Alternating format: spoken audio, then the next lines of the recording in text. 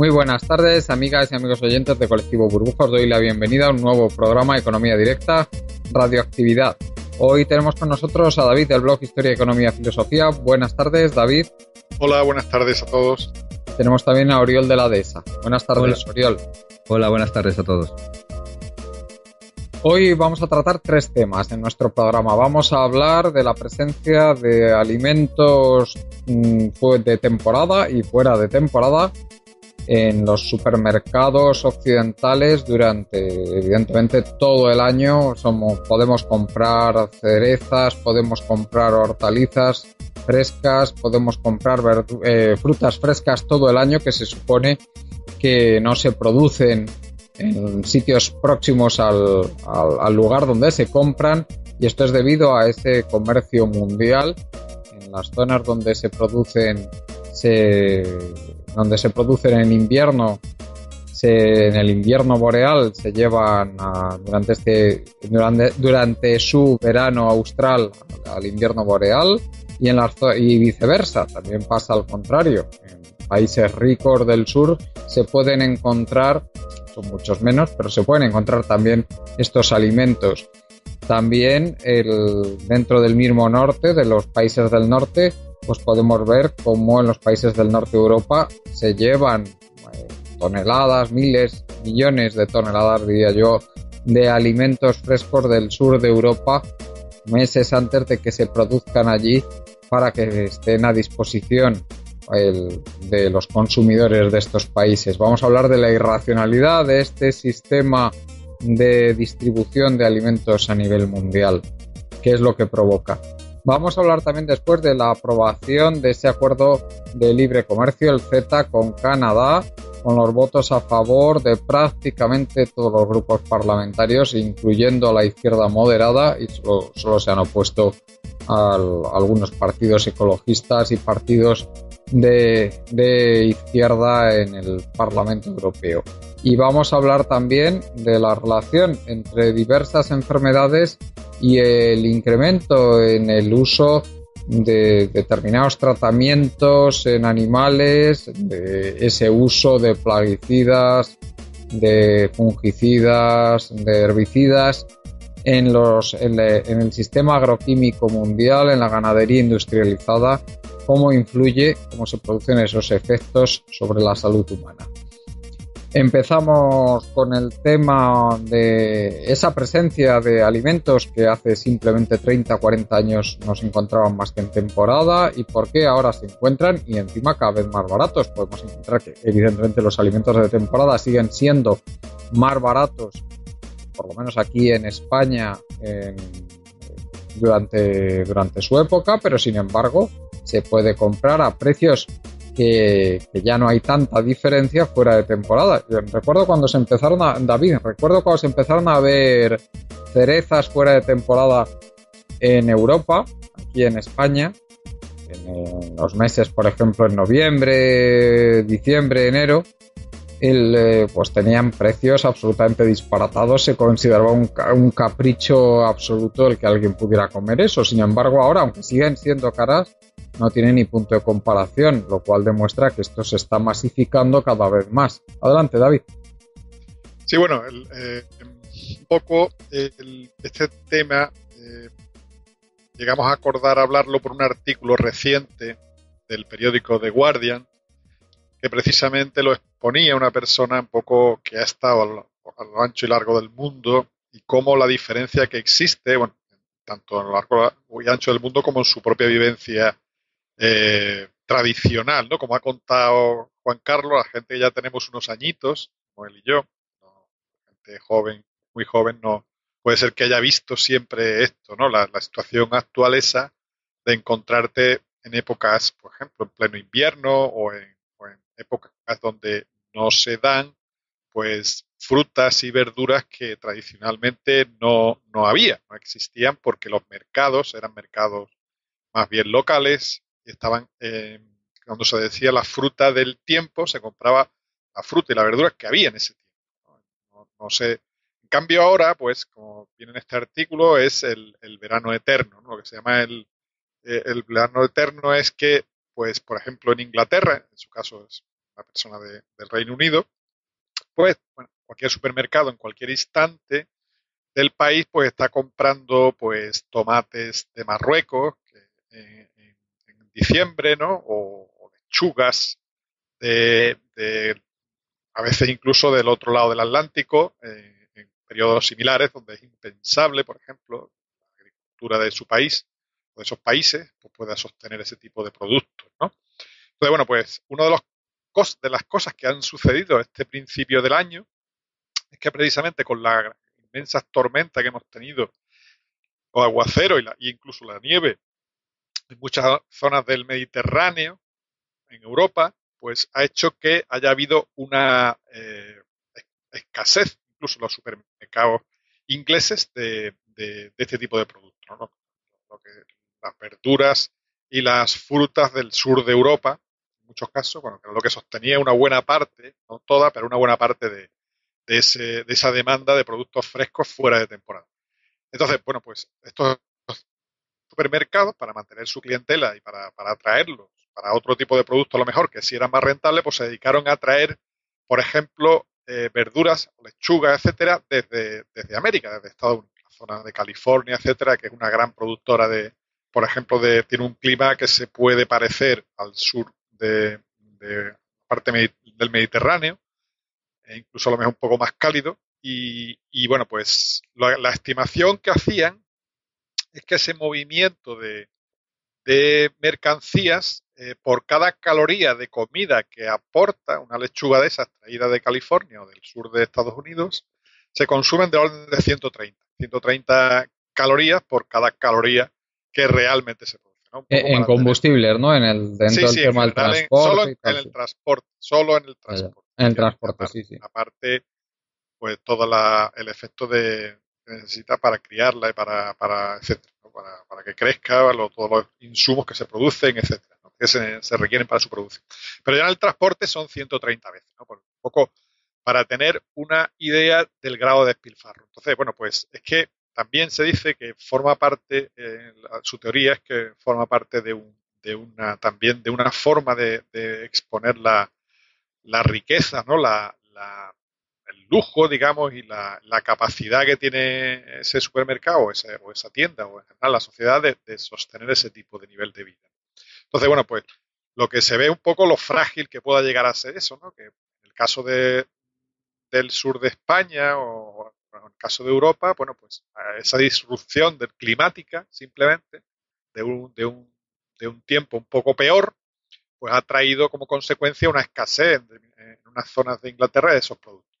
Lo que dice el artículo es la vulnerabilidad que tiene, por ejemplo, el Reino Unido en toda su cadena alimentaria. Es un exportador grandísimo de productos. Cada vez lo que ha ido ocurriendo es que cada vez hay menos personas empleadas en ese sector. Es totalmente no competitivo, o sea, no se gana dinero, precisamente por la competencia global que existe en cuanto a la mano de obra barata del sur y cómo tanto la globalización como el uso de mano de obra ilegal, digamos, o de inmigración, en muchos casos ilegal, ha permitido mantener ese tipo de cadena de suministro, de suministro con unos precios bajos de productos fuera de temporada, y que en realidad esa mano de obra barata, precaria, que tiene que aceptar cualquier tipo de empleo es lo que sostiene una buena parte de este sistema de producción, ¿no? Aquí, bueno,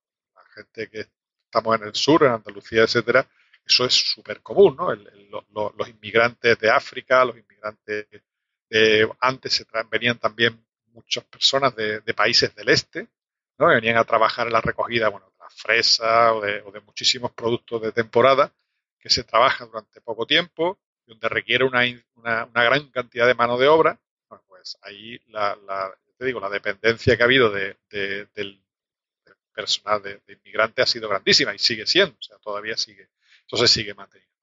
Eso es lo que sostiene un poco ese tipo de mano de obra pseudoesclava, es lo que sostiene toda esa gran, inmensa cadena de suministro global que permite que en el norte de Europa y tal, pues se haya hundido lo que es la producción local. No, eso y los bajísimos precios del transporte, ¿eh?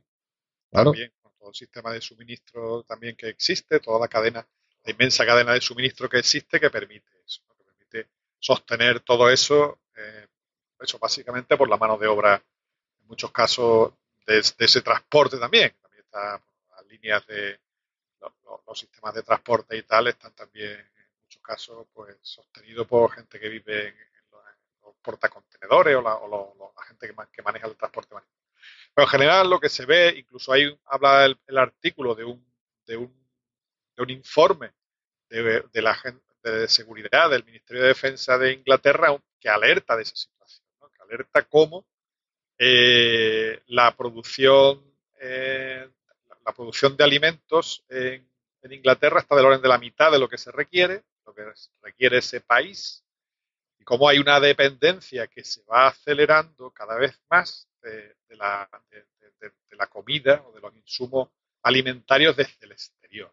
Como eso en realidad está originando o puede originar problemas severos en el futuro cuando, por ejemplo, haya algún tipo desde los problemas que pueda ir originando con el tiempo el cambio climático hasta problemas de índole geoestratégica, agotamiento también o sea, problemas políticos en otros países. La salida de la Unión Europea también se alerta como puede originar en el caso de que bueno, la bajada de la libra con respecto al euro está originando también que ya no empieza a no ser tan barato todo lo que viene de Europa. Y en fin, que hay muchas situaciones que hacen que, bueno, el Ministerio de Defensa incluso se plantee si la mejor manera de mantener la situación es esa, ¿no? El mercado global es el que proveerá absolutamente de todo, no necesitamos tener campesinos, ¿no? Un poco que siguiendo las ventajas comparativas ricardianas, ¿no? Inglaterra, ¿por qué se tiene que dedicar a hacer vino? ¿Por qué se dedica? Claro. Vino era el ejemplo de Ricardo. Por cierto, David, que es un tema interesantísimo el decir si realmente nos creemos todo el rollo este que la globalización es para siempre, que estamos ante el fin de la historia, todas esas cosas, pues ya nos quedamos sin campesinos en los sitios, como tú has dicho, donde sea menos competitivo el que se produzcan alimentos. Y si luego nos equivocamos, ¿qué pasa? ¿De dónde sacamos los campesinos? ¿Cómo recuperamos el uso de la tierra? ¿Cómo se vuelven a producir alimentos a nivel local? ¿Sabes? Que ese es un tema muy interesante, ¿eh? Sí, efectivamente. Porque es que eso no se hace de un día para otro. Esto no es como aprender a hacer churros con una sartén y aceite. Lo de aprender a cultivar los alimentos. Efectivamente. No es algo rápido, hombre. Es complicado, ¿no? Ahí no está completamente destruido todo, no está, o sea, las tierras, el saber y todo eso en gran parte existe, ¿no? Pero efectivamente es algo que, bueno, en el caso de las guerras mundiales donde se ha visto esa situación, ¿no? Inglaterra siempre ha sido el país más desarrollado del mundo industrialmente hasta, bueno, principios del siglo XX y tal, y bueno, en el caso de la Primera Guerra Mundial, la Segunda Guerra Mundial, pues obligó a una reestructuración de la sociedad, los Garden Victory, en fin, todo eso, todo lo que se hizo para sobrevivir, digamos, de alguna manera al bloqueo naval alemán en la Primera Guerra Mundial, que fue incluso más potente que el de la Segunda Guerra para efectos de escasez, etcétera. Había menos medios incluso para superarlo. Y bueno, pues la verdad que en esas situaciones, curiosamente, cuando ocurre un conflicto bélico y tal, donde existe un acuerdo colectivo de toda la sociedad, pues la verdad que se sobrepusieron a ese tema, ¿no? O sea, se crearon, bueno, hasta el Hyde Park fue cultivado, todo el mundo tenía en su casa huertas, se crearon eso, una especie como de ejército, en el caso de Estados Unidos también, los Victory Garden y todo eso, los jardines, los huertos de la Victoria. Ya en Estados Unidos me parece que eran como 25 millones de personas los que participaron en esa movilización por la comida, por el suministro de alimentación. Bueno, curiosamente, en las situaciones de estrés bélico, de compromiso total de la sociedad contra un enemigo externo o un agresor que puede incluso invadir el país o juzgarlo, como curiosamente ahí se sobrepuso la población y efectivamente la Graco consiguieron en una buena parte recuperar esa situación de, digamos, autonomía en cuanto a alimentación, etcétera, y consiguieron unas cotas de producción que eran envidiables, incluso eso, con pocos insumos exteriores, ¿no? Lamentablemente todo eso desapareció con la llegada de la paz, ¿no? Otra vez se reintegraron las cadenas de suministro, otra vez se reintegraron las grandes compañías, tanto en Estados Unidos como en Inglaterra, y volvió otra vez la lógica del mercado y la lógica de lo demás, ¿no? Y cada vez, bueno, todos los pasos que hemos ido dando con las integraciones en organizaciones supranacionales, como la Comunidad Económica Europea, todos los acuerdos de libre comercio, todos los acuerdos, etcétera, han ido en el sentido de minar cada vez más la posición de soberanía alimentaria o de seguridad alimentaria de todos los países y en detrimento, bueno, pues de incluso una cultura, ¿no?, tradicional grandísima. Ya no estamos hablando solo ya de lo que significa la agricultura desde el punto de vista del sostenimiento de la capacidad de alimentar a la población, sino incluso de culturalmente, tradicionalmente la vivencia de un mundo con toda su historia, todas sus tradiciones, todo su, en fin. Francia, por ejemplo, uno de los países que ha intentado más salvaguardar todo eso, bueno, también ha decaído en una buena parte y bueno, todo eso es una pérdida digamos, para la población en general, para el mundo. O sea, tiene muchos matices y la verdad que es una situación para mí complicada. Cuando estabas hablando de todo este tema, me estaba recordando una novela preciosa y también una película estupenda que recomiendo a todo el mundo que se hizo hace unas décadas, que fue El manantial de las colinas. El autor del manantial es Marcel Pagnol, un autor francés, y el director de la película era Claude Berry. En esta novela lo que básicamente se habla es de las dificultades enormes, aparte de todos los conflictos en el mundo rural, que es un tema estupendo y que yo conozco bien y por lo tanto me encantó especialmente la película por eso, pues se habla de las dificultades enormes que tiene todo el tema de la producción de alimentos. Yo que lo he sufrido, el tema de la producción de alimentos en el campo, que esa es una de los temas en que he trabajado, reconozco la extrema dificultad que tiene, no es una cosa ni muchísimo menos fácil. Oriol, coméntanos, tú que estás allí en Irlanda, un país que se supone que las temporadas de alimentos frescos pues realmente son cortas, mucho más que en España. La verdad es que allí habrá sido un cambio tremendo, ¿no? De unas décadas a esta parte, en lo que es la disponibilidad que hay a nivel de supermercados, bueno, la disponibilidad de alimentos. No llevo décadas aquí, pero me lo imagino, sí, porque realmente aquí lo que se da pues es coliflor, los nabos, las zanahorias, las patatas, etcétera, ¿no? Algunos tipos de lechuga. El tomate también por el cambio climático se va cultivando, pero sí que es cierto que es muy parecido a lo que se ve, lo que comenta este señor en el Reino Unido, ¿no? Siempre hay de todo. Siempre tienes todo igual, lo único que hacen es, bueno, juegan con las cámaras frigoríficas y con, ¿y cómo se llama? Con el, efectivamente, con el cambio de hemisferio, ¿no? Bueno, pues así mantienen en el lineal pues todos los productos, ¿no? Luego sí que hay algunos productos de temporada y en el caso de Irlanda sí que hay incidencia, ¿no? En qué es de Irlanda y qué no. Aunque es sobre todo más de productos cárnicos más que de verduras, ¿no? Hay tema de verduras y tal, pero mucho se trae de España y de Holanda y luego desde Perú. Y entonces yo en esto he reflexionado últimamente, ¿no? Porque también hay una cosa innegable, ¿no? Desde mi punto de vista, cuando hablamos de reducir emisiones, ¿no? Lo primero que nos solemos plantear es la racionalización del transporte, ¿no? Luego, ¿qué vendría después de aquello? Pues claro, después de racionalizar el transporte, poner más renovables, etcétera, ¿no? Hay que saltar el siguiente nivel. Quitamos la calefacción, ¿qué hacemos, no?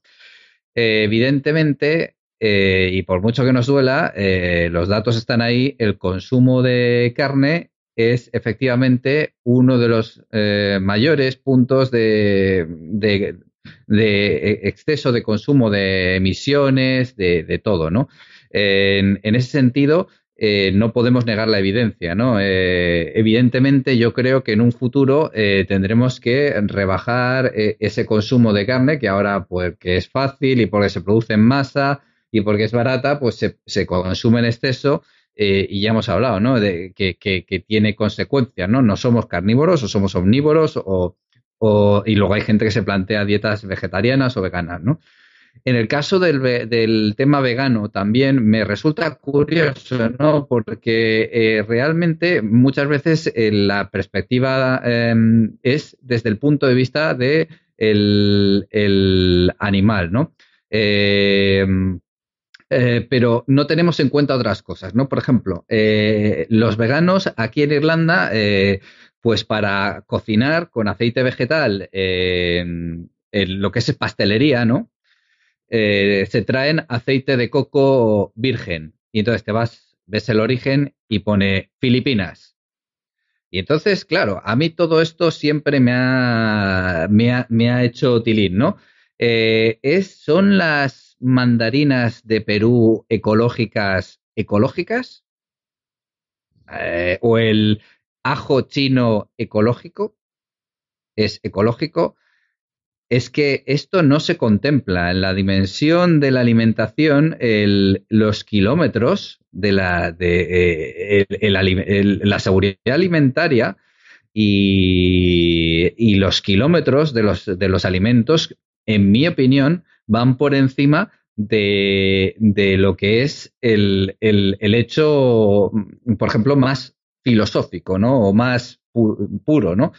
¿Qué quiero decir con esto? Que yo creo que desde un punto de vista de la sostenibilidad hay que plantearse algo flexible. No hay cocos en Irlanda, ¿vale? No hay cocos. Entonces, a lo mejor tendrán que aceptar que a lo mejor para cocinar un pastel hay que usar, pues habrá que tener algo de mantequilla o de margarina o de algo que esté más cercano a la zona, ¿no? Traerse el aceite, aparte que a mí me da muchísimo miedo, no sé a vosotros, a mí me da muchísimo miedo cada vez que oigo aceite de coco, aceite de palma, todos estos aceites que vienen de zonas tropicales. Sabemos lo que está sucediendo en Indonesia, en el Amazonas, en Brasil, esa devastación que está ocurriendo y tú no tienes garantía de nada. O sea, claro, se pueden haber deforestado un trozo de selva virgen y te ponen el coco ecológico. Claro, es que estas contradicciones están ahí y son muy potentes, ¿no?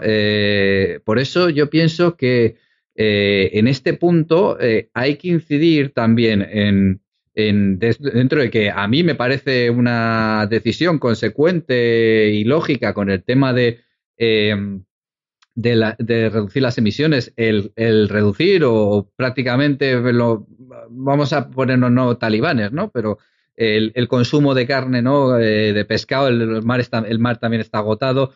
Efectivamente, todo eso son realidades, ¿no?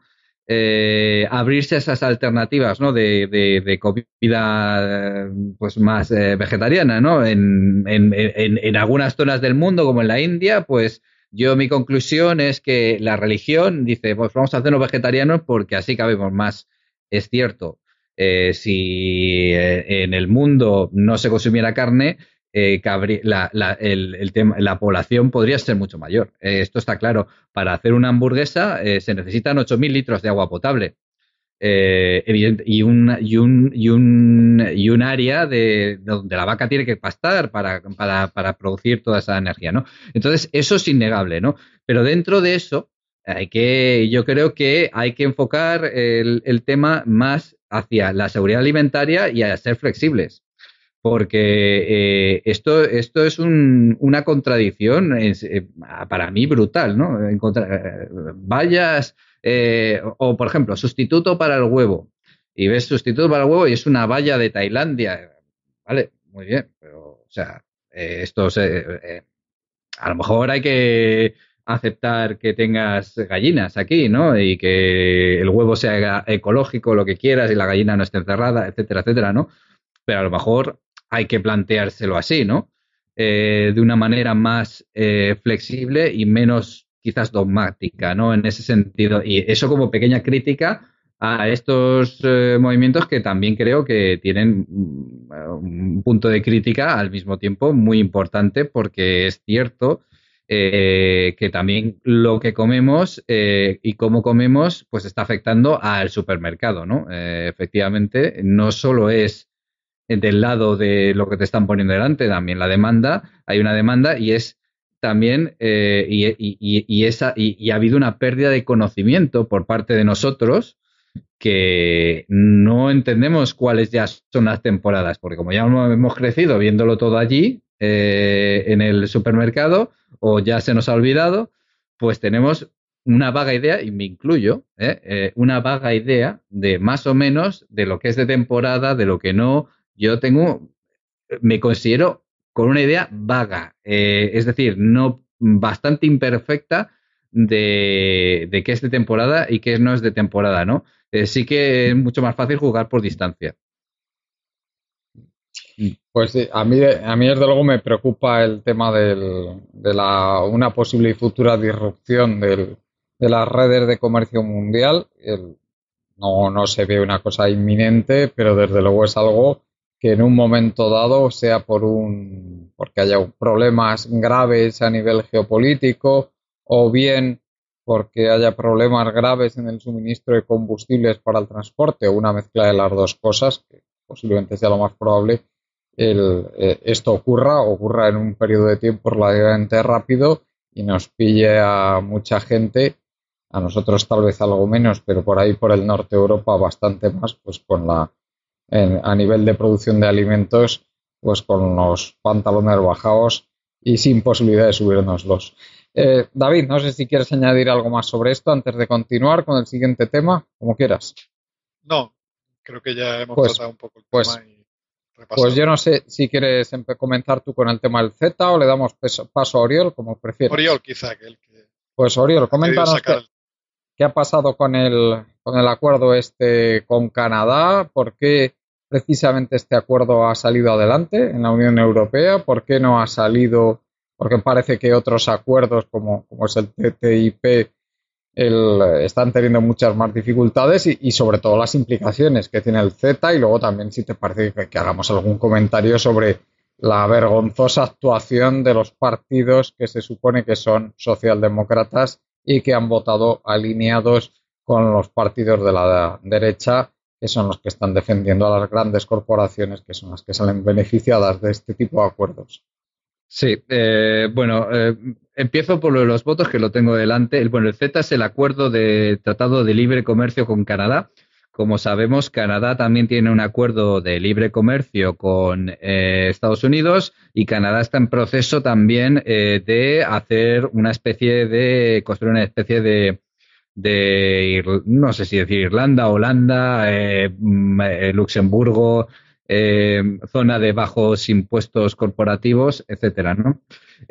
Al mismo tiempo, bueno, hay unos temas muy importantes que son el tema de los tribunales, ¿no? El tema de los tribunales para resolver las disputas, ¿no? Que pasan a ser tribunales privados.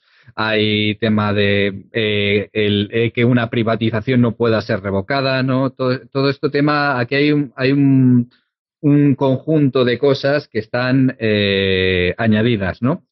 Entonces voy a describir un poco los votos, cómo han sido, ¿no?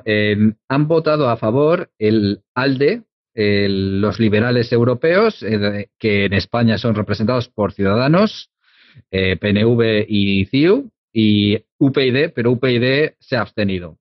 En el caso de el eurodiputado que tienen. Han votado a favor también los conservadores estos reformistas, que son básicamente conservadores británicos, checos y polacos, ¿no? Un poco de línea euroescéptica y línea un poco más dura.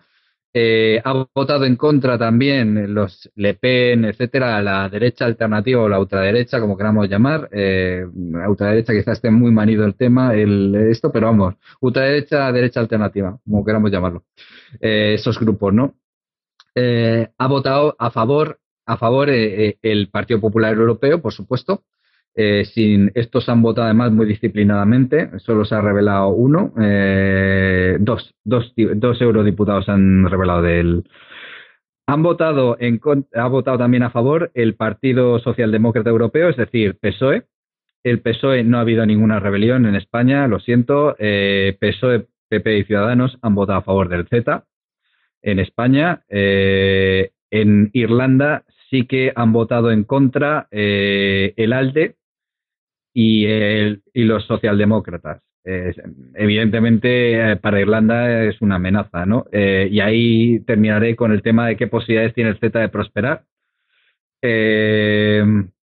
Bueno, ya han votado en contra la mayor parte de los verdes. Tengo que decir que hay 4 eurodiputados verdes que han votado, dos que han votado a favor y dos se han abstenido. Son croatas y de Europa del Este, han roto disciplina de voto.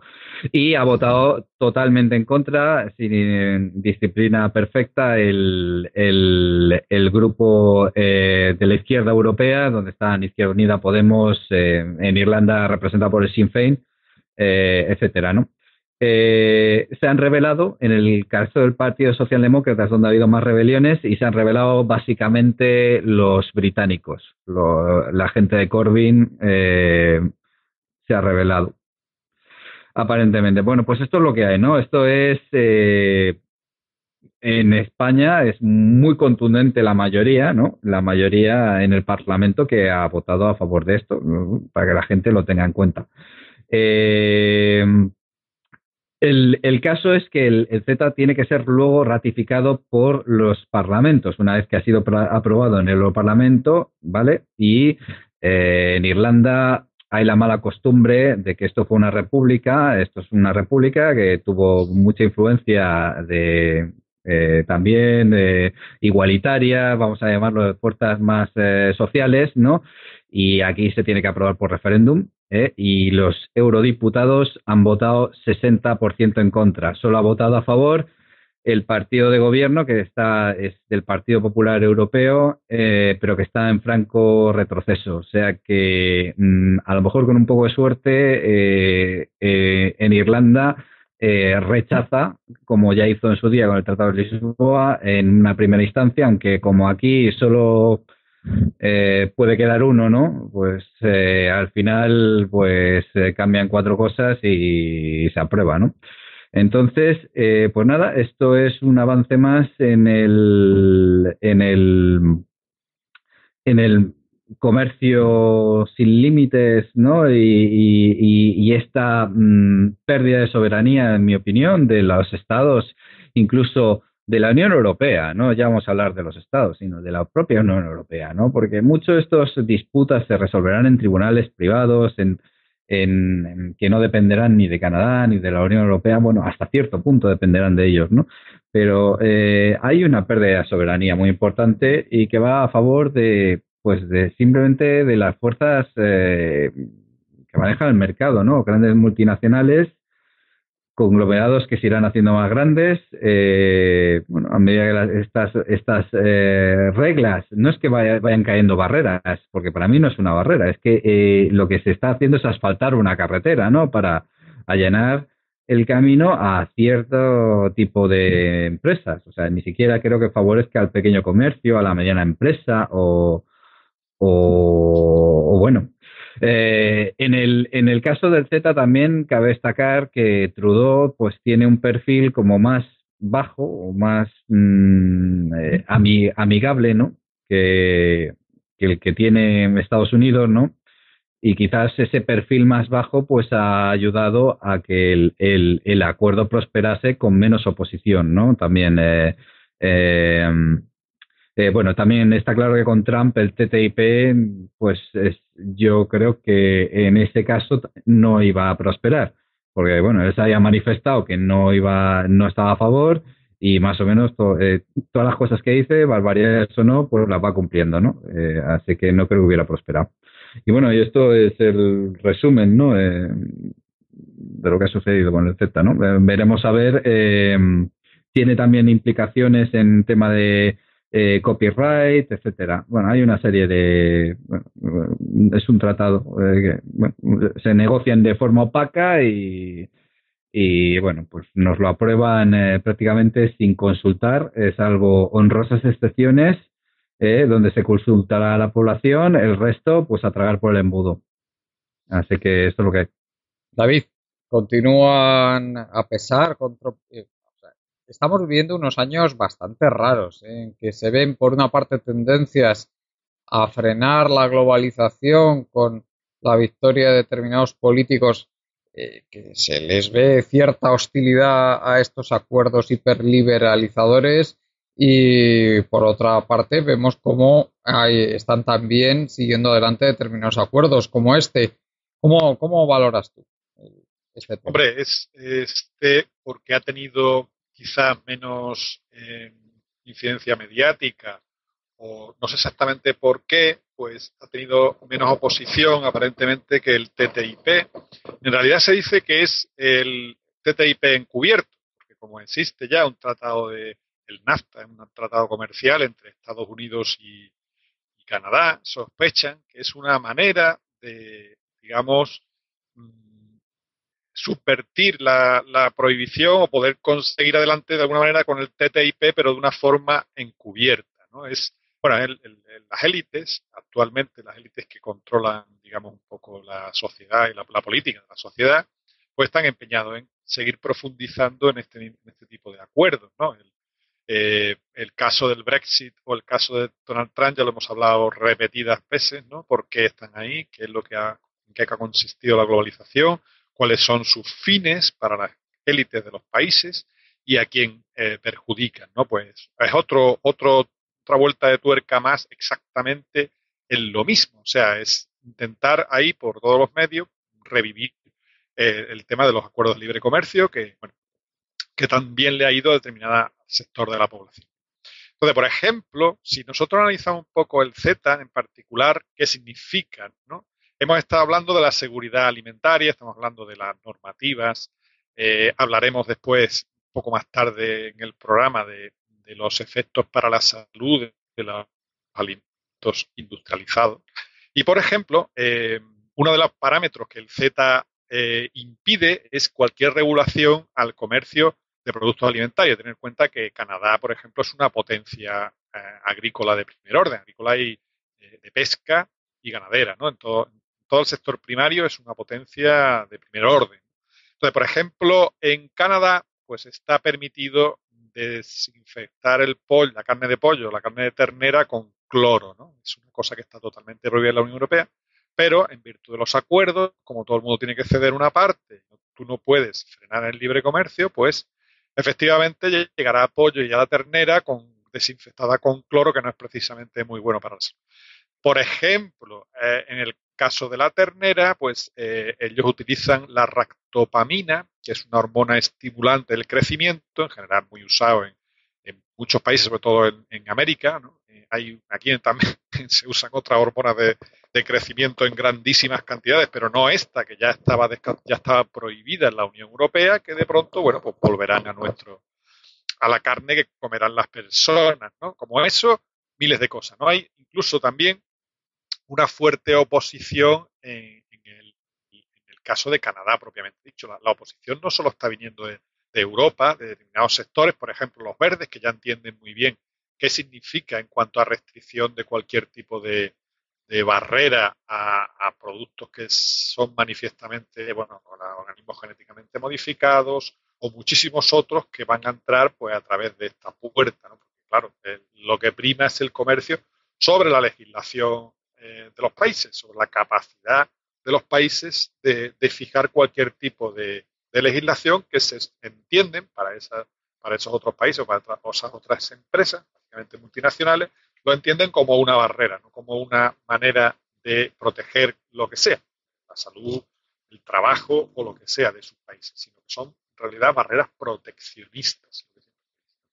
En el caso de Canadá, por ejemplo, pues hay una oposición también fuerte, porque uno de los objetivos fundamentales es que las empresas europeas puedan aspirar, por ejemplo, a todas las privatizaciones, a todo el negocio que se pueda tener, por ejemplo, los sistemas públicos de agua, ¿no? Todavía en Canadá perduran y es una pieza codiciada de todas las empresas europeas. Ya sabemos que toda la privatización del agua que se hizo en Sudamérica, de los servicios, en realidad, de servicios públicos, ¿no? Porque todos estos acuerdos, como el caso de la Unión Europea, tienen detrás una serie de cláusulas de liberalización. En el caso de la Unión Europea, pues España tuvo que liberalizar todo su sector energético y eso permitió pues los negocios que estamos viendo y el oligopolio tal y como está sostenido, ¿no? En el caso de, pues también, tema energético, temas vitales para las comunidades, todo lo que es vital, todo lo que suponga una renta, una captura de renta o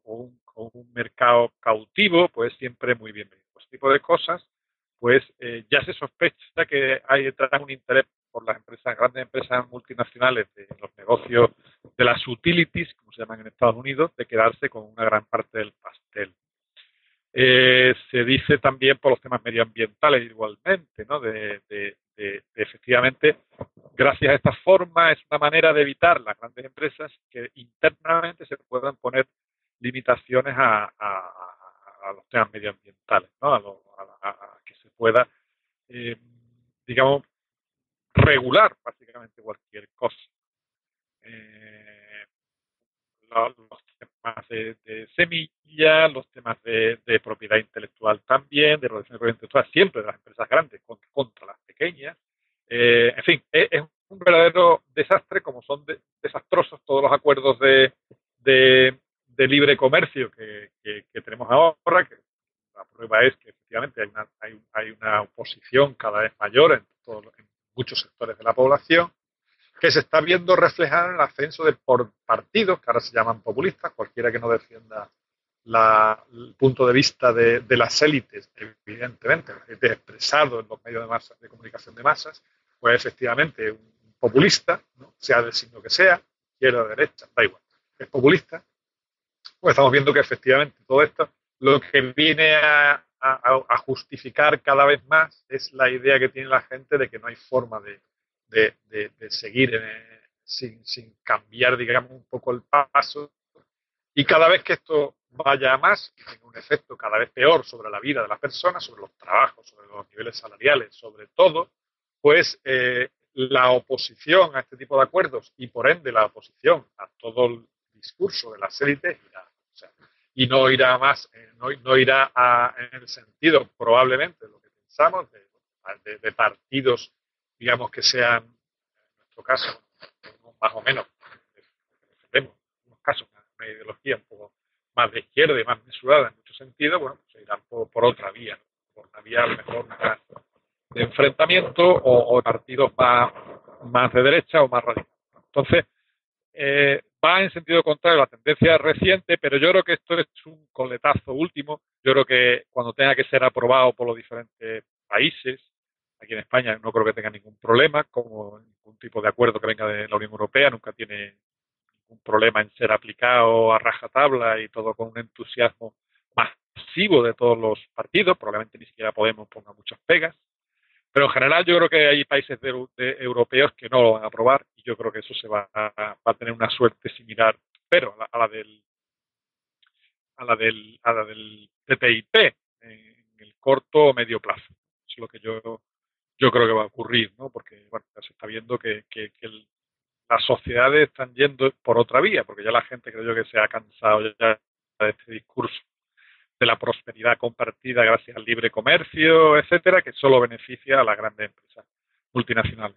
Y además que es que todo esto es charlatanería pura y dura, el que estas políticas del consenso de Washington son las que favorecen el que haya crecimiento mundial, el que haya disminución de la pobreza, etcétera. Entonces, pura charlatanería porque lo primero, el crecimiento mundial es algo que viene sucediendo desde el siglo XIX, se acentuó sobremanera a partir de la Segunda Guerra Mundial y la tendencia desde el final de la Segunda Guerra Mundial, pues no es, especialmente desde 1973, no es más que descendente, o sea, es peor ahora que en los 30 años posteriores a la Segunda Guerra Mundial. Y el tema de la disminución de la pobreza, pues lo mismo, o sea, el periodo cuando más disminuyó la pobreza a mayor ritmo fue desde el final de la Segunda Guerra Mundial hasta la primera crisis del petróleo. Eh, Realmente, mi opinión, ¿cuál es? Que si ha habido crecimiento mundial es por la utilización masiva de recursos naturales, la incorporación masiva de recursos naturales no renovables a los procesos productivos, y que todo lo demás es pura y simple charlatanería y nada más que vendedores de humo que tratan de justificar su ideología, de justificar determinadas relaciones de clase en base a supuestas relaciones causa-efecto que no existen más que en su imaginación. En fin, Oriol, no sé si quieres comentar algo más de este tema antes de pasar al último tema del día, como quieras. Yo creo que la gente cada vez está más alerta y bueno, en algún momento aquí pues eh, creo que el riesgo va subiendo más en la Unión Europea porque va a haber países que, como dice David y como ya he comentado, creo que lo van a rechazar y será un lastre más o una piedra más,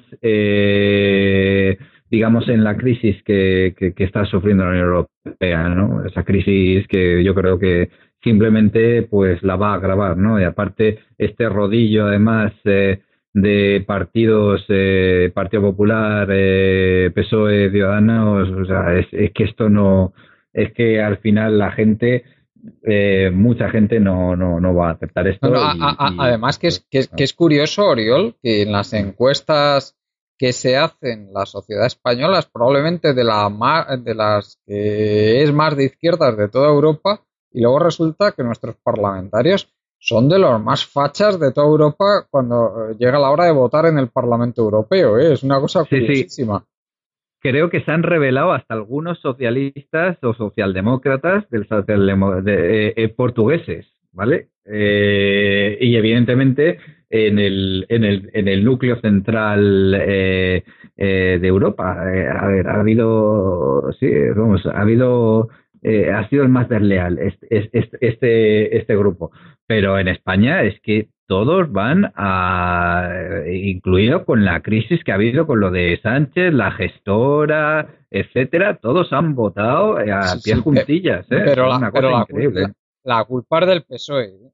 Porque el Partido Popular es digno representante de la casta conservadora europea.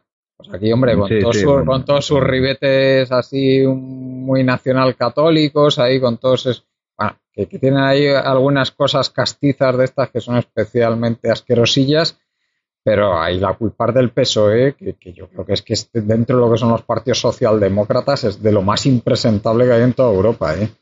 bueno, ya comenté que en Irlanda han sido barridos y bueno, no sé, es que están en franco retroceso en toda Europa, ¿no?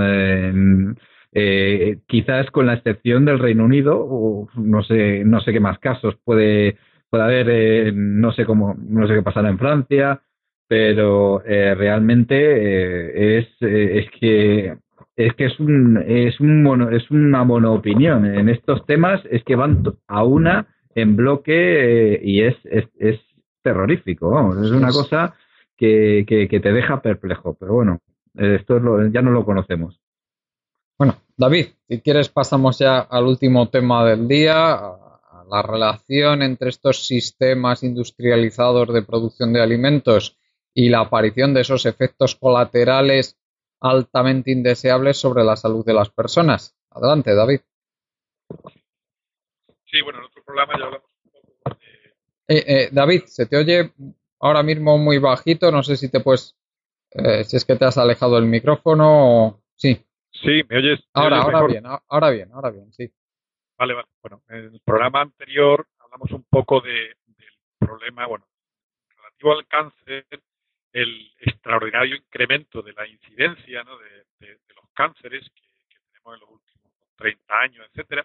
Bueno, pues poco continuando quizás con esa ese tema. En realidad, el incremento de incidencia no solo es relativo al cáncer. Hay, por ejemplo, el tema del Alzheimer, ¿no? El Alzheimer es otra epidemia inmensa. Y como en el caso del cáncer, no sé por qué, bueno, se empeñan en decir siempre que es consecuencia inevitable de la mayor longevidad, lo cual no es cierto. O sea, no es para nada cierto. O sea, igual que en el cáncer, si se analizan las incidencias por grupos de edad, que sean de edad avanzada, pues se aprecia que no es cierto. O sea, que hay un efecto que no es explicable exclusivamente por la edad. Y la presencia de Alzheimer temprano, ¿no? Enfermedades degenerativas tempranas, una verdadera plaga, evidentemente por su propio término de temprano, no se explica por la mayor longevidad de las personas. Es falso, o sea, es lógicamente y estadísticamente falso. Lo que tenemos ahora... David, disculpa, pero lo que sí que hay un hecho cierto es que en las últimas décadas en España, yo no he mirado estadísticas de otros países, pero imagino que serán parecidas, sí que ha aumentado la esperanza de vida de la población en 3 años por década. Eso sí que es así, además, incluso algo más en hombres que en mujeres, curiosamente. Sí, bueno, hay algo de aumento en la longevidad, pero claro, no se explica, o sea, tú no puedes explicar el incremento. Por ejemplo, hablamos en el caso del cáncer, de que ha subido un 40% en las edades entre 0 y 24 años, la incidencia, o sea, eso no es por la edad, porque la gente viva más. Y en general, igualmente, tú no puedes explicar, podría explicar un pequeño porcentaje porque la gente vive un poco más, pero no, por ejemplo, la incidencia de los Alzheimer, ¿no? de la enfermedad Alzheimer o de otro tipo de enfermedades degenerativas en los rangos de edades, por ejemplo, de los 60, de los 70, que ya, bueno, pues una buena parte de la población hace 30 años ya vivía más de 60 años. Entonces, bueno, pues en general, si se analizan las enfermedades degenerativas o las enfermedades crónicas, pues se ve un poco la misma tónica, ¿no?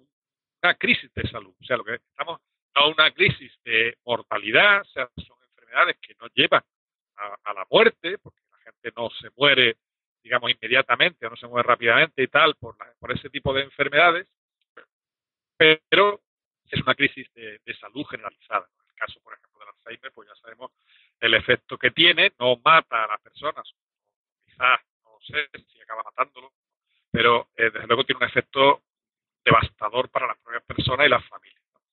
Hay un artículo que es un poco el que hemos comentado antes del programa, que es de la revista Science, donde aclaran una serie de estudios, porque claro, están buscando la causa de por qué ocurre esto, ¿no? Por qué recientemente ocurre esta mayor incidencia. Entonces están buscando y han visto en determinadas pruebas y en análisis de seguimiento de muchísimas personas en determinados ambientes urbanos, etcétera, que una de las causas que puede estar detrás de ese incremento de incidencia está en las partículas de muy pequeño tamaño, ¿no? Lo que se llama las PM2.5, que son partículas iguales o menores de 2,5 micrones, que tienen la particularidad de que entran profundamente en el tracto respiratorio, en las vías respiratorias, y acceden a zonas del organismo que otro tipo de partículas pues son más fácilmente retenidos por todo el sistema de, digamos, de abatimiento de la contaminación que tiene el propio cuerpo, ¿no? Los cilios, todos los sistemas hay una serie de mecanismos de defensa dentro del sistema respiratorio humano que, digamos, evitan que llegue esa contaminación, esas partículas, etcétera, hacia adentro, ¿no? Pero el caso de las partículas de muy pequeño tamaño tienen la capacidad de llegar muy lejos en los tejidos humanos, sobre todo el aparato respiratorio, y de ahí pues pasan a la sangre y pasan a muchos sitios, ¿no? Entonces, bueno, pues uno de los campos que están viendo, aparte de, bueno,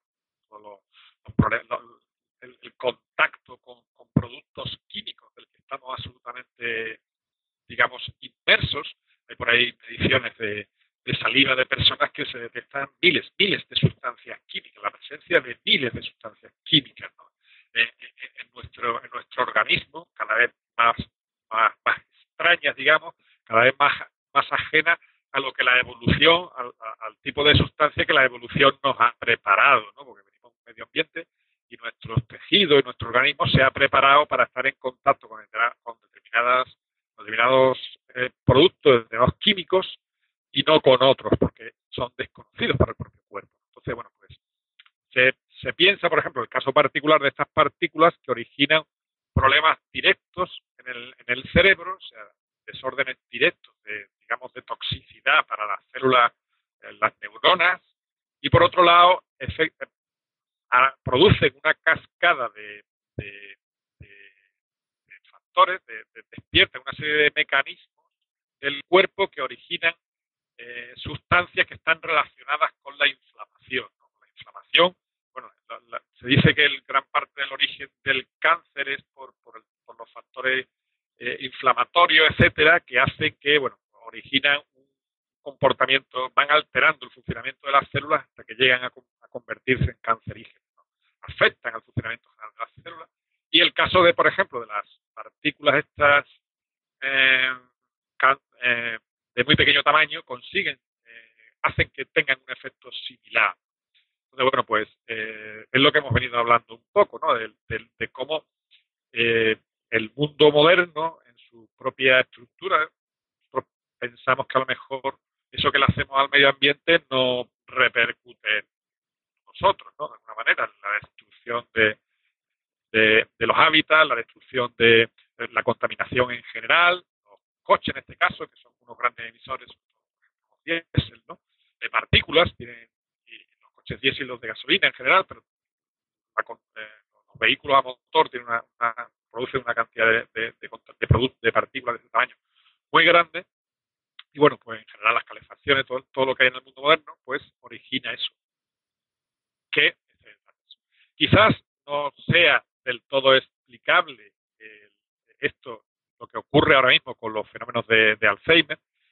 En algún caso también he leído que una de las causas puede estar también relacionada con cómo se entiende la vejez en los tiempos recientes, ¿no? Con el papel que tienen asignado los ancianos en el mundo moderno, ¿no? Que de alguna manera la persona vieja, el anciano, en la cultura o incluso no hace tantísimo tiempo, digamos, tenía un papel relevante en la sociedad, ¿no? No era, hoy día, quizás el ser anciano, el ser una persona mayor, tiene un componente completamente negativo, ¿no? Ahora estamos en una época de aspiración a la juventud eterna, ¿no? A tratar de parecer siempre joven, es un valor esperado, valor de la sociedad, de hacerse mayor, pues de alguna manera es algo completamente negativo, hay que esconderlo, poco menos, mentir sobre la edad, buscar una apariencia casi distinta, ¿no?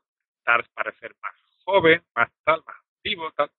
En cambio, eso conlleva ese aspecto negativo de la ancianidad, incluido también la forma en que está organizada la sociedad, ¿no? Donde al final los ancianos, la gente que empieza a no poder valerse completamente por sí mismo, es un auténtico estorbo y básicamente lo que se intenta es quitárselos de encima muchas veces de la familia, como sea. Entonces, todo el hecho de que ya no tengan una actividad en algunos casos incluso, pues conlleva que puede ser que algunos psicólogos, alguna gente que ha estudiado estos temas, pues llegan a la conclusión de que el sentirse como totalmente inútiles, como un estorbo, como una carga, estar abandonado de comillas, abandonado en asilos, están totalmente fuera de su medio social normal, de sus hijos, de sus nietos, de tener una labor importante en el grupo, en la sociedad, hace que al final sea un motivo, sospechan que puede estar detrás de uno de los motivos por los que hay esa incidencia mayor, ¿no? Esa mayor tasa de Alzheimer en este tipo de sociedades, de personas que viven en esa situación que otros, ¿no? De alguna manera es como la depresión, como es una manera de salirse genera un estrés interno que bueno, ya sabemos que el estrés es un gran ataca el sistema inmunitario, la respuesta del cuerpo ante situaciones de estrés o digamos, en general estrés, por llamarlo de alguna manera, de descontento grave, de disgusto, de angustia, etcétera, provoca en el cuerpo una reacción digamos, inhibe la producción del sistema inmunitario y se piensa que eso puede estar detrás de una gran parte de las afecciones que tienen hoy día estas personas, ¿no? De que de alguna manera por ahí se produce el deterioro, ¿no? El hecho de que el cuerpo no se regenera, ¿no? El sistema inmunitario no regenera, no está lo suficientemente activo en buenas condiciones como para contrarrestar esos problemas, como el cáncer y otras cosas. Se dice que hay una raíz también de ese tipo. Digamos, la subjetividad al final tiene su reflejo en la estructura del cuerpo, en la capacidad de respuesta del cuerpo y de adaptación, ¿no? Y un poco, pues lo que hemos conseguido un poco con el tiempo, la sociedad ha conseguido, pues, convertir en los niños y los ancianos en que estén abandonados, ¿no? De alguna manera, pues, cada vez el cuidado, los cuidados, la relación, por ejemplo, los padres con los hijos, por el hecho de que la vida ahora mismo presiona una barbaridad a los matrimonios, a las personas, a los padres, a conseguir dinero, a tener que trabajar, etcétera, los dos, etcétera, todo el tiempo, pues digamos, presiona a la capacidad de cuidar, ¿no? En el caso de las personas mayores es el mismo efecto, ¿no? Abandonados en la infancia, abandonados en la vejez, ¿no? Un poco. Eso es lo que se piensa que puede estar detrás también, aparte de todos los tóxicos, aparte de toda la forma de vida que tenemos detrás de este tipo de enfermedad. Oriol, ¿qué nos puedes decir de este tema? Adelante. Sobre las partículas, bueno, hemos tocado muchos temas, ¿no? El tema del cáncer, el consumo de leche, pues luego ha tocado muchos temas, David. Luego, la estructura de la sociedad. En cuanto a estas, incidencias negativas de las partículas en suspensión, etcétera. Bueno, pues está claro el estudio, pero también el sentido común, ¿no? Que no puede ser bueno el exceso de contaminación, ¿no? Se están tomando medidas y siguiendo a Madrid, más ciudades en España van a tomar medidas o van a asumir protocolos anticontaminación, lo cual es muy bueno y es un punto positivo de haberle dado visibilidad al problema, ¿no? O empezarle a darle visibilidad al problema, ¿no? El transporte se tiene que racionalizar de alguna manera, ¿no? Y la salud de los demás no puede estar a expensas bueno, pues en un momento dado, pues que uno tenga que dejar el coche y coger un autobús. Bueno, pues bueno, es lo que hay, ¿no? Evidentemente se puede organizar mejor, peor, pero bueno, algo hay que hacer. En cuanto al consumo de la leche, también hay estudios que el consumo de la leche está relacionado con la incidencia de ciertos cánceres, no todos, pero ciertos cánceres sí. Las estadísticas, pues entre grupos similares en países, por ejemplo, árabes que no consumen prácticamente productos lácteos, con las occidentales, ¿no? El tema del consumo de la leche es un tema, digamos que reciente en la historia, ¿no? Y bueno, sobre el tema de la estructura social. Oriol, continúa, que nos estabas comentando de la influencia de estas sustancias que se meten en toda la cadena de la alimentación sobre el cáncer. Bueno, es un problema complejo, pero luego también, como bien comenta David, hay un mal sistémico, ¿no? Hay un mal también de efectivamente de cada vez ser más productivos. Es difícil de cuantificar, ¿no? Todos estos problemas, cómo influyen, ¿no? Porque es un conjunto de situaciones y de factores, ¿no? Evidentemente, lo que creo que es positivo es irle dando visibilidad a cada problema y bueno, ir tomando decisiones que palien el problema. Yo, por poner un ejemplo, ahora que se hable ha presentado ahí de este estudio sobre que las partículas de expresión provocan daños en el cerebro. Bueno, yo cuando vivía en Madrid, pues la alergia pues la tenía, se me manifestaba de una manera que aquí en Irlanda, en Dublín, que está menos contaminado, no porque hagan algo, sino por otra serie de circunstancias, no se me manifiesta. Y también me acuerdo que cuando circulaba en bicicleta a todo el mundo le asustaba, pero tenía que ir con una máscara, porque es que si no era imposible. Eh, bueno, hay que ir tomando conciencia de poco a poco de todas estas cosas, ¿no? Yo creo que ir, digamos que cambiando poco a poco, ¿no? Esto ha pasado durante toda la historia, ¿no? El tabaco, ¿no? Pues el tabaco al final se relaciona, tal, y se empiezan a tomar. Lo que pasa es que todas estas medidas llevan mucho tiempo, ¿no? Y se empieza a tomar medidas, ¿no? Para que el problema, digamos, que disminuya. Pero también hay otros muchos problemas, como la alimentación en general, yo creo que es un problema bastante importante en este caso. David, no sé si quieres comentar algo más antes de acabar, porque desde luego todo el problema que tenemos es que estamos metidos aquí en un callejón sin salida. Todo este uso de sustancias, de estos agroindustriales, de esta utilización masiva de medicamentos en la producción de alimentos, de fungicidas, en fin. El problema que tenemos es que ya estamos metidos en este sistema y el cambiar desde aquí se antoja no difícil, sino casi diría yo imposible. No sé si tú ves alguna solución para poder salir de este callejón sin salida en que nos hemos metido. Bueno, la verdad es que yo no veo ninguna ahora mismo en la situación tal y como está concebida la sociedad, como funciona absolutamente todo, pues no se ve una salida fácil. Un poco supongo que la salida puede venir cuando hago una crítica, por ejemplo, o hacemos una crítica al progreso tal y como está concebido, a la manera tan rosada que se pinta todos los avances que hemos tenido en la sociedad. Bueno, pues de alguna manera esto que hacemos es un poco poner de manifiesto que todo no es un camino de rosas, ¿no? Que lo que tenemos en gran parte no es precisamente mejora en determinadas cosas. Muchas cosas, el mundo, la sociedad, podemos decir que ha empeorado, ¿no?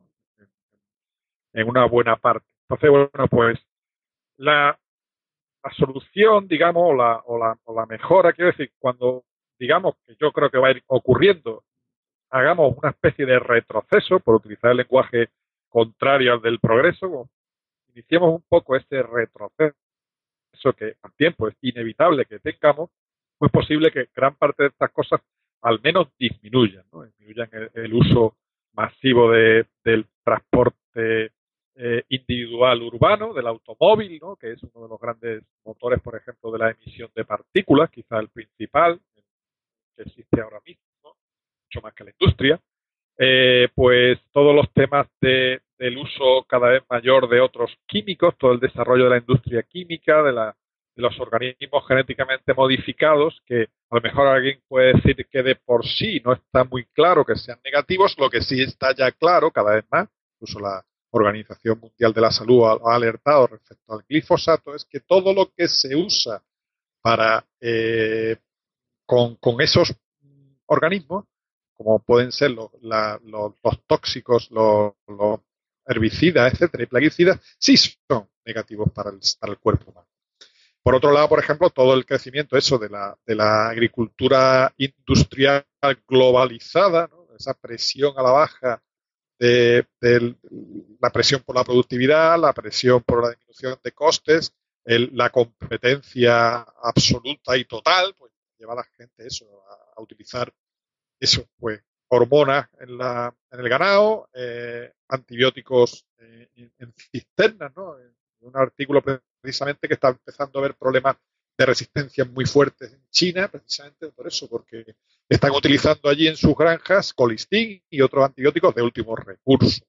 Entonces, bueno, pues todo eso, digamos que creo que por la propia situación de la sociedad, por los límites a los que estamos llegando y por la propia dinámica social, cuando empiecen, por ejemplo, a ponerse en entredicho los acuerdos de libre comercio, por entredicho una gran parte de todo lo que conocemos y que ahora parece como dado e inevitable, pues puede ser que por lo menos una parte de eso redunde en beneficios para las personas, el hecho de que se utilicen menos. En general, esa forma de decrecimiento que de alguna manera nos vamos a ir abocados poco a poco, bueno, pues esa parte pues puede ser que ahora, por ejemplo, el hecho de que los abuelos o muchas personas contribuyen en gran parte al cuidado de los nietos, estén integrados.